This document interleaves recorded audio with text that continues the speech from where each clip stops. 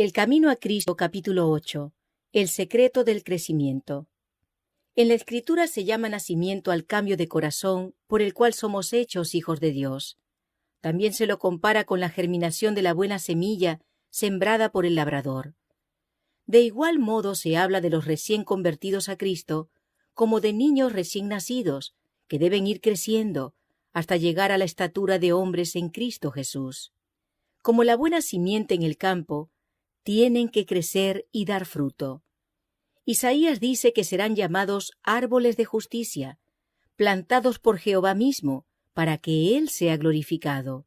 Se sacan así ilustraciones del mundo natural para ayudarnos a entender mejor las verdades misteriosas de la vida espiritual. Toda la sabiduría e inteligencia de los hombres no puede dar vida al objeto más diminuto de la naturaleza. Solamente por la vida que Dios mismo les ha dado pueden vivir las plantas y los animales. Asimismo, es sólo mediante la vida de Dios como se engendra la vida espiritual en el corazón de los hombres. Si el hombre no naciere de nuevo, no puede ser hecho participante de la vida que Cristo vino a dar. Lo que sucede con la vida sucede con el crecimiento. Dios es el que hace florecer el capullo y fructificar las flores. Su poder es el que hace a la simiente desarrollar primero hierba, luego espiga, luego grano lleno en la espiga. El profeta Oseas dice que Israel echará flores como el lirio. Serán revivificados como el trigo y florecerán como la vid. Y el Señor Jesús dice: considerad los lirios cómo crecen. Las plantas y las flores no crecen por su propio cuidado, solicitud o esfuerzo, sino porque reciben lo que Dios proporcionó para favorecer su vida. El niño no puede por su solicitud o poder propio añadir algo a su estatura. Ni vosotros podréis por vuestra solicitud o esfuerzo conseguir el crecimiento espiritual. La planta y el niño crecen al recibir de la atmósfera circundante aquello que sostiene su vida: el aire, el sol y el alimento. Lo que estos dones de la naturaleza son para los animales y las plantas, llega a serlo Cristo para los que en Él confían. Él es su luz eterna, escudo y sol. Será como el rocío a Israel. Descenderá como la lluvia sobre el césped cortado. Él es el agua viva, el pan de Dios que descendió del cielo y da vida al mundo. En el don incomparable de su Hijo, Dios rodeó al mundo entero con una atmósfera de gracia tan real como el aire que circula en derredor del globo. Todos los que decidan respirar esta atmósfera vivificante vivirán y crecerán hasta alcanzar la estatura de hombres y mujeres en Cristo Jesús. Como la flor se vuelve hacia el sol para que los brillantes rayos le ayuden a perfeccionar su belleza y simetría, así debemos volvernos hacia el sol de justicia, a fin de que la luz celestial brille sobre nosotros y nuestro carácter se transforme a la imagen de Cristo. El Señor Jesús enseña la misma cosa cuando dice: permaneced en mí y yo en vosotros. Como no puede el sarmiento llevar fruto de sí mismo si no permaneciere en la vid, así tampoco vosotros si no permaneciereis en mí. Porque separados de mí nada podéis hacer. Como la rama depende del tronco principal para su crecimiento y fructificación, así también vosotros necesitáis el auxilio de Cristo para poder vivir una vida santa. Fuera de Él no tenéis vida. No hay poder en vosotros para resistir la tentación o para crecer en la gracia o en la santidad. Morando en Él podéis florecer. Recibiendo vuestra vida de Él, no os marchitaréis ni seréis estériles. Seréis como el árbol plantado junto a arroyos de agua. Muchos tienen la idea de que deben hacer alguna parte de la obra solos. Confiaron en Cristo para obtener el perdón de sus pecados, pero ahora procuran vivir rectamente por sus propios esfuerzos. Mas todo esfuerzo tal fracasará. El Señor Jesús dice: porque separados de mí nada podéis hacer. Nuestro crecimiento en la gracia, nuestro gozo, nuestra utilidad, todo depende de nuestra unión con Cristo. Solo estando en comunión con Él diariamente y permaneciendo en Él cada hora, es como hemos de crecer en la gracia. Él no es solamente el autor de nuestra fe, sino también su consumador. Ocupa el primer lugar, el último y todo otro lugar. Estará con nosotros, no solo al principio y al fin de nuestra carrera, sino en cada paso del camino. David dice: «A Jehová he puesto siempre delante de mí, porque estando Él a mi diestra, no resbalaré». Preguntaréis tal vez: ¿cómo permaneceremos en Cristo? Pues del mismo modo en que le recibisteis al principio. De la manera, pues, que recibisteis a Cristo Jesús el Señor, así andad en Él. El justo vivirá por la fe. Os entregasteis a Dios para ser completamente suyos, para servirle y obedecerle, y aceptasteis a Cristo como vuestro Salvador. No podíais por vosotros mismos expiar vuestros pecados o cambiar vuestro corazón, pero habiéndoos entregado a Dios, creísteis que por causa de Cristo el Señor hizo todo aquello por vosotros. Por la fe llegasteis a ser de Cristo, y por la fe tenéis que crecer en Él, dando y recibiendo. Tenéis que darle todo: el corazón, la voluntad, la vida. Daros a Él para obedecerle en todo lo que os pida, y debéis recibirlo todo, a Cristo, la plenitud de toda bendición, para que more en vuestro corazón, sea vuestra fuerza, vuestra justicia, vuestro eterno auxiliador, y os dé poder para obedecer. Conságrate a Dios todas las mañanas. Haz de esto tu primer trabajo. Sea tu oración: «Tómame, oh Dios, como enteramente tuyo. Pongo todos mis planes a tus pies. Úsame hoy en tu servicio. Mora conmigo, y sea toda mi obra hecha en ti». Este es un asunto diario. Cada mañana conságrate a Dios por ese día. Somete todos tus planes a Él para ponerlos en práctica o abandonarlos, según te lo indicare su providencia. Podrás así poner cada día tu vida en las manos de Dios, y ella será cada vez más semejante a la de Cristo. La vida en Cristo es una vida de reposo. Tal vez no haya éxtasis de los sentimientos, pero debe haber una confianza continua y apacible. Tu esperanza no se cifra en ti mismo, sino en Cristo. Tu debilidad está unida a su fuerza, tu ignorancia a su sabiduría, tu fragilidad a su eterno poder. Así que no has de mirar a ti mismo, ni depender de ti, sino mirar a Cristo. Piensa en su amor, en la belleza y perfección de su carácter, Cristo en su abnegación, Cristo en su humillación, Cristo en su pureza y santidad, Cristo en su incomparable amor. Tal es el tema que debe contemplar el alma, amándole, imitándole, dependiendo enteramente de Él, es como serás transformado a su semejanza. El Señor dice: «Permaneced en mí». Estas palabras expresan una idea de descanso, estabilidad, confianza. También nos invita: «Venid a mí, y os daré descanso». Las palabras del salmista hacen resaltar el mismo pensamiento. Confía calladamente en Jehová y espérale con paciencia. E Isaías asegura que en quietud y en confianza será vuestra fortaleza. Este descanso no se obtiene en la inactividad, porque en la invitación del Salvador, la promesa de descanso va unida con un llamamiento a trabajar. «Tomad mi yugo sobre vosotros, y hallaréis descanso».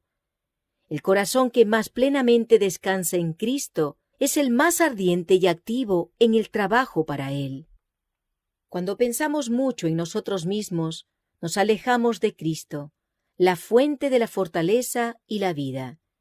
Por esto Satanás se esfuerza constantemente por mantener la atención apartada del Salvador, a fin de impedir la unión y comunión del alma con Cristo.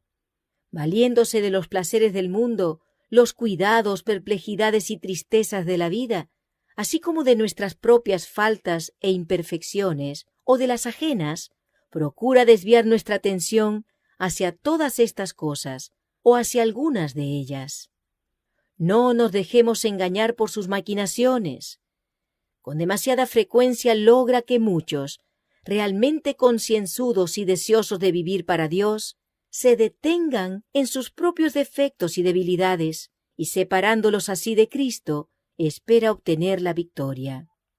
No debemos hacer de nuestro yo el centro de nuestros pensamientos, ni alimentar ansiedad ni temor acerca de si seremos salvos o no. Todo esto desvía el alma de la fuente de nuestra fortaleza. Encomendemos a Dios la custodia de nuestra alma y confiemos en Él. Hablemos del Señor Jesús y pensemos en Él. Piérdase en Él nuestra personalidad. Desterremos toda duda. Disipemos nuestros temores. Digamos con el apóstol Pablo: vivo, mas no ya yo, sino que Cristo vive en mí, y aquella vida que ahora vivo en la carne, la vivo por la fe en el Hijo de Dios, el cual me amó y se dio a sí mismo por mí. Reposemos en Dios. Él puede guardar lo que le hemos confiado. Si nos ponemos en sus manos, nos hará más que vencedores por medio de aquel que nos amó. Cuando Cristo se humanó, vinculó a la humanidad consigo mediante un lazo que ningún poder es capaz de romper, salvo la decisión del hombre mismo. Satanás nos presentará de continuo incentivos para inducirnos a romper ese lazo, a decidir que nos separemos de Cristo. Necesitamos velar, luchar y orar para que nada pueda inducirnos a elegir otro maestro, pues estamos siempre libres para hacer esto. Mantengamos, por lo tanto, los ojos fijos en Cristo, y Él nos preservará. Confiando en Jesús, estamos seguros. Nada puede arrebatarnos de su mano. Si le contemplamos constantemente, somos transformados en la misma semejanza, de gloria en gloria, así como por el Espíritu del Señor.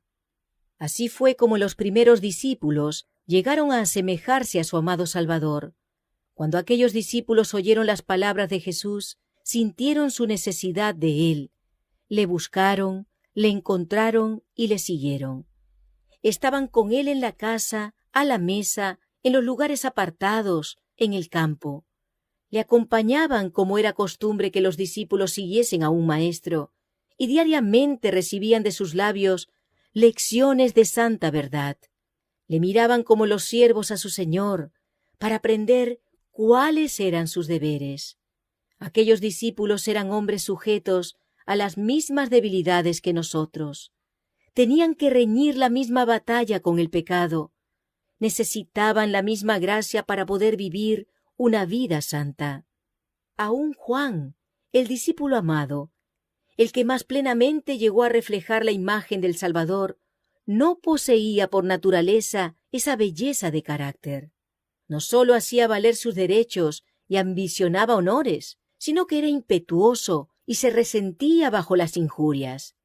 Sin embargo, cuando se le manifestó el carácter divino de Cristo, vio su propia deficiencia y este conocimiento le humilló.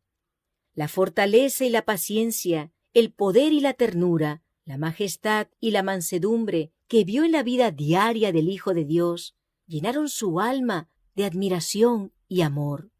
De día en día su corazón era atraído hacia Cristo, hasta que en su amor por su Maestro perdió de vista su propio yo.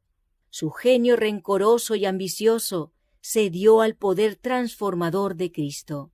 La influencia regeneradora del Espíritu Santo renovó su corazón. El poder del amor de Cristo transformó su carácter. Tal es el seguro resultado de la unión con Jesús. Cuando Cristo mora en el corazón, la naturaleza entera se transforma. El Espíritu de Cristo y su amor enternecen el corazón, subyugan el alma y elevan los pensamientos y deseos a Dios y al cielo.